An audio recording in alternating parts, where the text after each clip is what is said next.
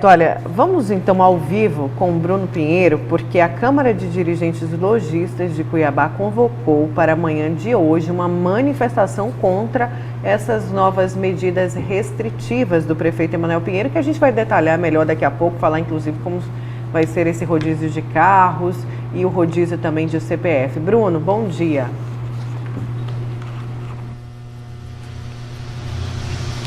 Nayara, muito bom dia. Ontem, uma noite realmente que chamou a atenção de muita gente, o final de expediente. Inclusive, a audiência no Facebook, essa live alcançou mais de 2.800 assistindo ao vivo ali, acompanhando toda essa repercussão e uma enxurrada de comentários e de compartilhamentos. Quando se fala sobre a área comercial, a CDL recebeu assim e ficou da mesma forma que nós ficamos, sem nenhuma reação de como deve acontecer, já que os estabelecimentos comerciais estavam lacrados. Aí retornam novamente, eles reabasteceram seus estoques, voltaram às atividades com aquela expectativa de que ia tudo funcionar, de repente fecha de novo, e quando eles aguardavam mais uma reunião, que fosse feito o diálogo, ontem veio mais essa decisão. Vamos conversar com o representante da CDL. É realmente uma situação que chama atenção, assim, Fábio, e que vocês receberam com muita indignação ontem, né? Olha, sinceramente, ficamos bem indignados com essas medidas.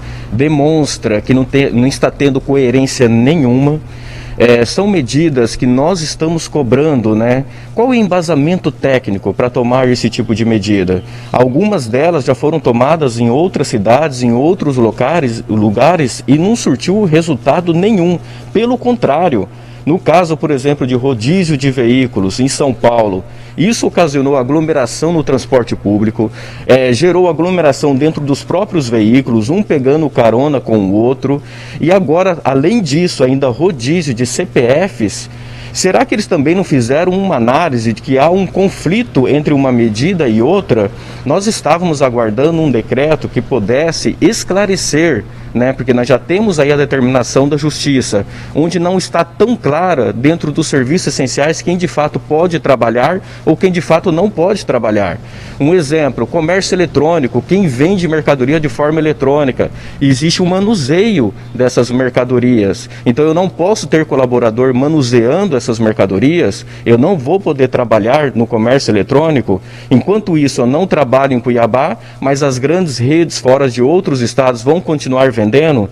Então, assim, são medidas que realmente precisam ser discutidas, precisam ser dialogadas com os representantes, com as classes que representam aí os diversos setores produtivos, para depois sim tomar ações, ter de fato um plano de ação que possa combater a pandemia e que possa preservar, acima de tudo, também os empregos, porque não basta, nós temos que dar um basta, nós não aguentamos mais perder a todo dia novos postos de trabalho, que poderá desencadear através dessas ações cada vez mais um colapso dentro da nossa economia e uma desordem social. Agora, ainda em relação com esse rodízio em supermercados, isso é uma outra situação também que o senhor vê que tem como usar, ser aceito? Existe uma certa estrutura que consiga seguir essa regra dentro de Cuiabá? Não tem estrutura nenhuma, não tem nem estrutura de fiscalização.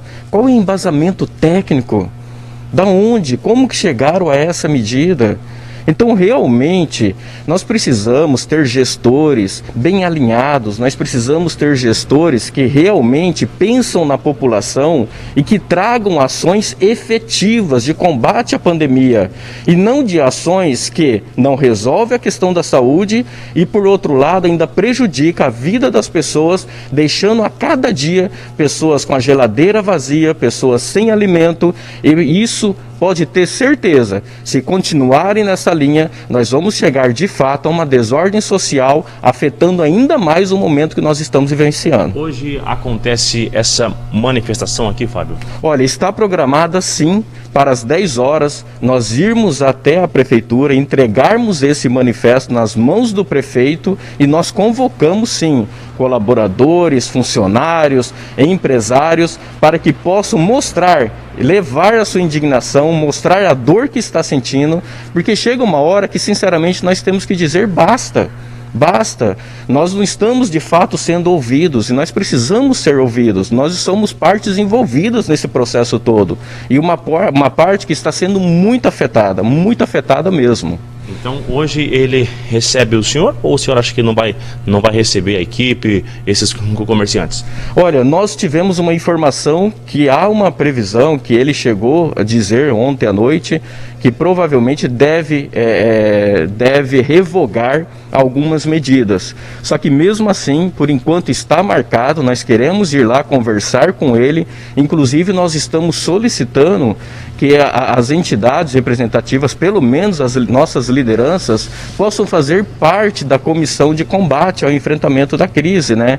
Em combate à pandemia, de uma forma oficial, porque nós estamos dialogando, tentando levar da melhor forma, mas chega uma hora que realmente cansa, chega uma hora que realmente nós precisamos ter decisões mais plausíveis. Rapidamente ainda aqui, só para a gente já finalizar, em relação aos restaurantes que atendem via aplicativo. Lá ficou estabelecido que até somente 11h59, seria até perto de meia-noite. Depois desse horário, não está mais autorizado. Isso também porque é de forma online, não tem esse contato, não tem essa aglomeração. Isso vai continuar ou será suspenso essa determinação?